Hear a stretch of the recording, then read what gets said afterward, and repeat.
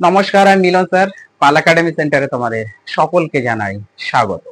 আজকে তোমাদের কাছে আমি নিয়ে চলে এসেছি WBSSC group C, group D, railway group D, RRB NTPCর জন্য তোমাদের জিকের একটি গুরুত্বপূর্ণ ক্লাস আজকে আমি শুরু করতে চলেছি। শুধু যে WBSSC group C, group D, railway group D, NTPCর জন্য যে ক্লাসগুলি শুধু তা নয়, বিভিন্ন ধরনের কম্পিটিটিভ এক্সামের জন্য তোমাদের আজকের এই যে জেনারেল নলেজ, এই জেনারেল নলেজের ক্লাসটি খুবই গুরুত্বপূর্ণ একটি ক্লাস আমি শুরু করছি। তাহলে চলো আর কথা বলবো না, আমরা সরাসরি প্রশ্নগুলা একটু দেখে নিই। প্রথম প্রশ্ন একটু খেয়াল করো, দেখো কি বলেছে। বলেছে মুদ্রা সংক্রান্ত বিদ্যাকে কি বলে?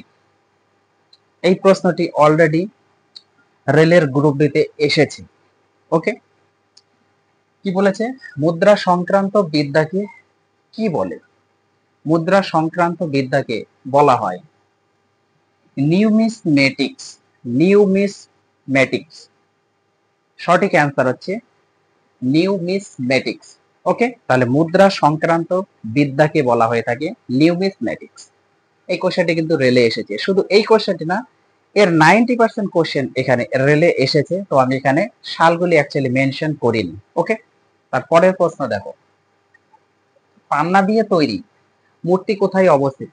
পান্না, পান্না দিয়ে তৈরি যে মূর্তি, সেই মূর্তিটি কোথায় অবস্থিত?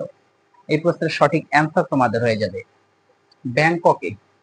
ব্যাংককে হচ্ছে পান্না দিয়ে তৈরি এই মূর্তিটি অবস্থিত। তাছাড়া আরেকটু খেয়াল করো, নেপালে, নেপালে যে পশুপতি নাথ মন্দিরটি রয়েছে, পশুপতিনাথ যে মন্দিরটি রয়েছে, এই মন্দিরটিও পান্না দিয়ে তৈরি।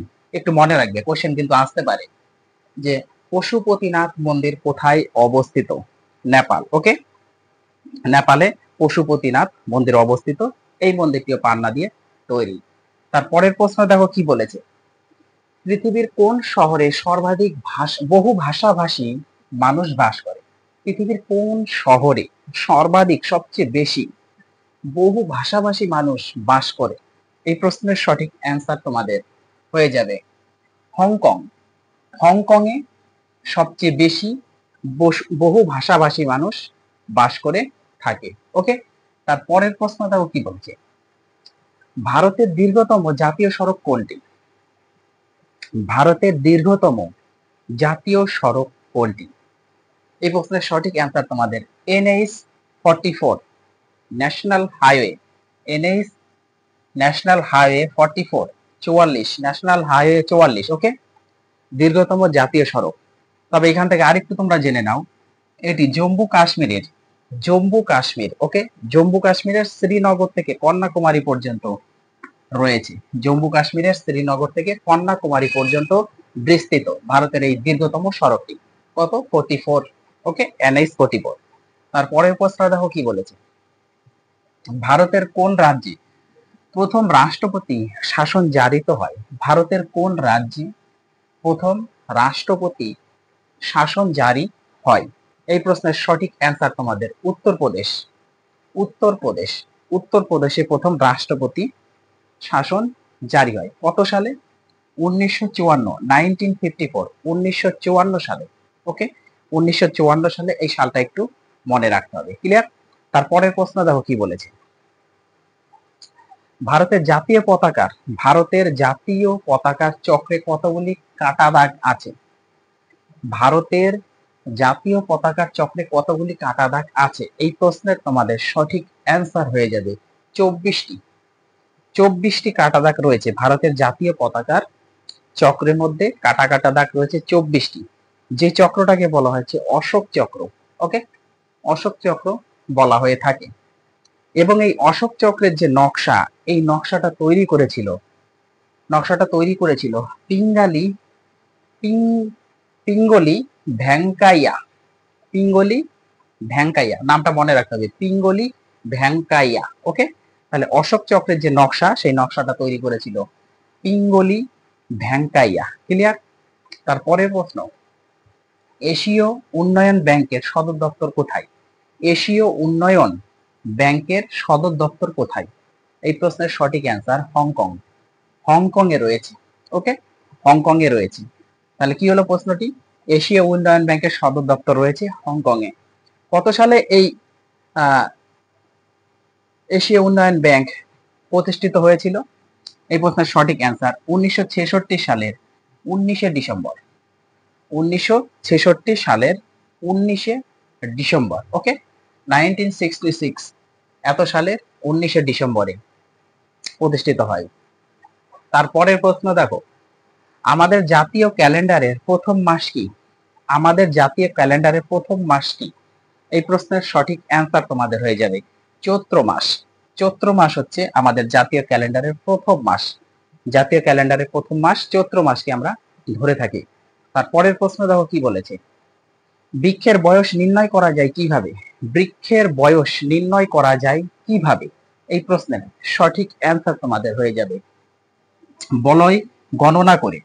বলয় গণনা করে বৃক্ষের বয়স নির্ণয় করা যায়। ওকে, তারপরের প্রশ্ন দেখো কি বলেছে, ভারতে প্রথম কবে চলচ্চিত্র দেখানো হয়? ভারতে প্রথম কবে চলচ্চিত্র দেখানো হয়? এই প্রশ্নের সঠিক অ্যান্সার 1896 সালে। 1896, 1896 সালে ভারতে প্রথম চলচ্চিত্র দেখানো হয় এবং সেই চলচ্চিত্রটির নাম হচ্ছে রাজা হরিশ্চন্দ্র। রাজা হরিশ্চন্দ্র চলচ্চিত্র। রাজা হরিশ্চন্দ্রের চলচ্চিত্র। ওকে, কত সালে? 1896 সালে, যেটা একটি নির্বাক চলচ্চিত্র ছিল। এটা মনে রাখতে হবে, এটি একটি নির্বাক চলচ্চিত্র। কোন চলচ্চিত্রটা? রাজা হরিশ্চন্দ্রের চলচ্চিত্র, একটি নির্বাক চলচ্চিত্র, যেটা 1896 সালে দেখানো হয়ে থাকে ভারতে প্রথম।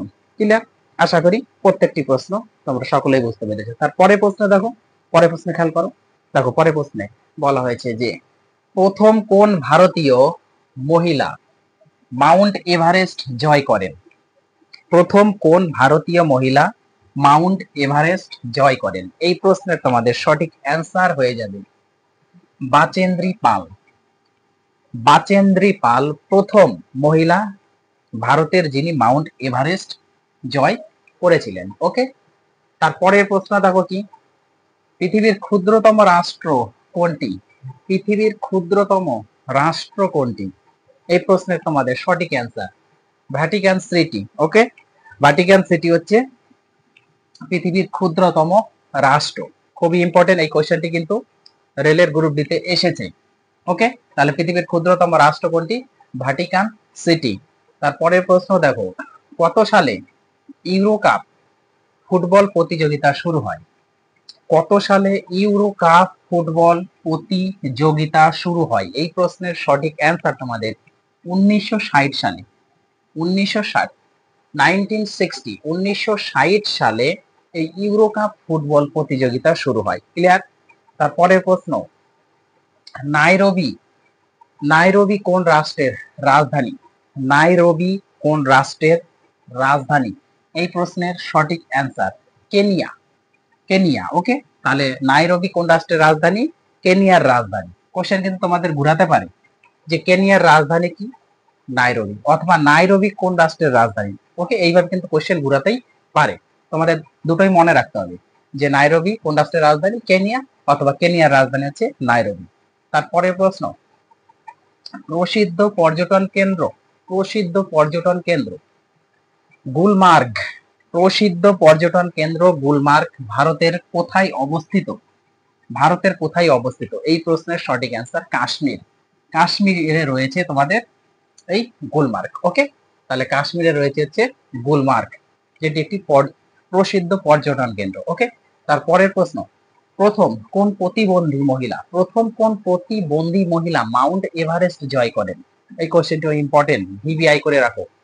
হ্যাঁ, তোমাদের আসতে পারে।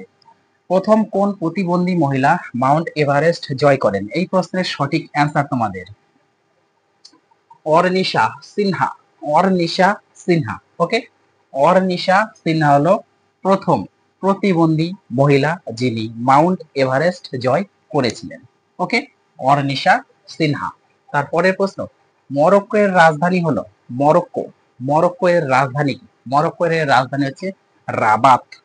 রাবাত হলো মরক্কোর রাজধানী। ওকে, তারপরে প্রশ্ন, নিউজিল্যান্ডের রাজধানীর নাম কি? নিউজিল্যান্ডের রাজধানীর নাম কি?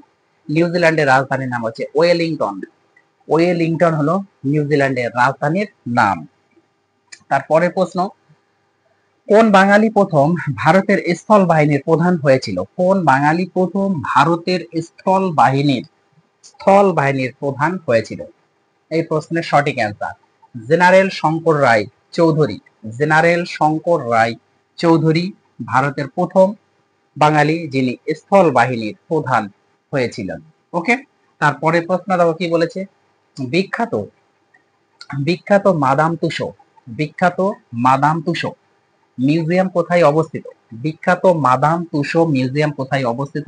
এই প্রশ্নের তোমাদের সঠিক অ্যান্সার হয়ে যাবে ইংল্যান্ডে। ইংল্যান্ডে অবস্থিত। তাহলে মাদাম তুসো মিউজিয়াম কোথায় অবস্থিত? ইংল্যান্ডে, একটি বিখ্যাত মিউজিয়াম। ওকে, তারপরে প্রশ্ন, রবীন্দ্রনাথ কোন গ্রন্থের জন্য নোবেল পুরস্কার পান? রবীন্দ্রনাথ কোন গ্রন্থের জন্য নোবেল পুরস্কার পান? এই প্রশ্নের তোমাদের সঠিক অ্যান্সার হয়ে যাবে গীতাঞ্জলি। তিনি গীতাঞ্জলি কাব্য জন্য কি হয়েছিল? নোবেল পুরস্কার পেয়েছেন। কত সালে? 1913 সালে, 1913, 1913 সালে রবীন্দ্রনাথ নোবেল পুরস্কার পান এবং গীতাঞ্জলি কাব্য গ্রন্থটি লেখার জন্য। তারপরে প্রশ্ন দেখো কি বলেছে, অমরনাথ কোথায় অবস্থিত? অমরনাথ অমরনাথ কোথায় অবস্থিত? এই প্রশ্নের সঠিক অ্যান্সার জম্মু ও কাশ্মীর। অমরনাথ কোথায় অবস্থিত? জম্মু ও কাশ্মীরে। জম্মু ও কাশ্মীরে অমরনাথ অবস্থিত। তারপরের প্রশ্ন, ভারতের প্রথম রেলগাড়ি কত সালে চালু করে? বা ভারতের প্রথম রেলগাড়ি কত সালে চলাচল করে? এই প্রশ্নের সঠিক অ্যান্সার 1853 সালে, 1853। 1853 সালে ভারতের প্রথম রেলগাড়ি চলাচল শুরু করা হয়। সেটা মুম্বাই থেকে থানে পর্যন্ত। মুম্বাই থেকে থানে পর্যন্ত, এটি একটু মনে রাখতে হবে। ওকে, মুম্বাই টু থানে 1853 সালে। ক্লিয়ার? তারপরের প্রশ্নে একটু খেয়াল করো, দেখো পরের প্রশ্নে কি বলেছে। পরের প্রশ্নে বলা হয়েছে যে রাষ্ট্রসংঘের সদর দপ্তর কোথায় অবস্থিত বা কোথায়? আর রাষ্ট্রসংঘের সদর দপ্তর কোথায় রয়েছে? এই প্রশ্নের সঠিক অ্যান্সার তোমাদের হয়ে যাবে নিউ ইয়র্ক। নিউ ইয়র্কে রয়েছে রাষ্ট্রসংঘের সদর দপ্তর। রাষ্ট্রসংঘে কবে প্রতিষ্ঠিত হয়েছিল? এর সাথে একটু মনে রাখবি 1945 সালের 24শে অক্টোবর। 1945, 1945 এর 24 অক্টোবরে রাষ্ট্রসংঘ প্রতিষ্ঠা হয় এবং এই রাষ্ট্রসংঘের সদর দপ্তর তখন ছিল হচ্ছে নিউ ইয়র্ক। ওকে, তারপরের প্রশ্ন দেখো কি বলেছে, শহীদ মিনার। শহীদ মিনার কার স্মৃতি স্তম্ভ? শহীদ মিনার কার স্মৃতি স্তম্ভ? এই প্রশ্নের সঠিক অ্যান্সার হয়ে যাবে sir David Ochterlony. Sir David Ochterlony. Okay, তাহলে শহীদ মিনার কার স্মৃতি স্তম্ভ? স্যার ডেভিড অক্টারলনির স্মৃতি স্তম্ভ।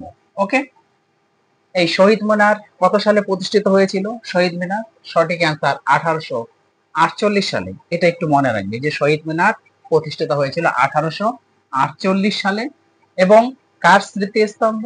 স্যার ডেভিড অক্টারলনির স্মৃতি স্তম্ভ। ওকে, তারপরের প্রশ্ন দেখো, কোন বিজ্ঞানী প্রথম হৃৎপিণ্ড সংস্থাপন করেছিলেন? কোন বিজ্ঞানী প্রথম হৃৎপিণ্ড সংস্থাপন করেছিলেন? এই প্রশ্নের তোমাদের সঠিক অ্যান্সার হয়ে যাবে Christian Christian Barnard. Christian Barnard. Okay, তাহলে কোন বিজ্ঞানী প্রথম হৃৎপিণ্ড সংস্থাপন করেছিলেন?